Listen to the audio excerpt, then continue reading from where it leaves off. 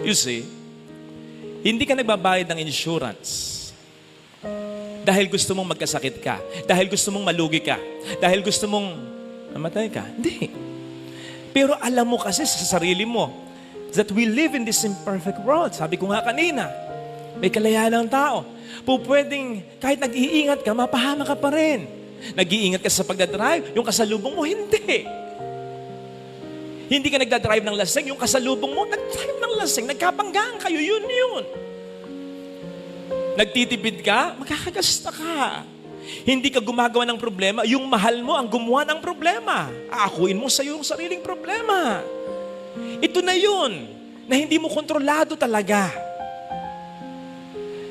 Nagbabayad ka ng insurance, hindi para mangyari yan, kundi upang pag nangyari na yan, meron kang maasahan. At yung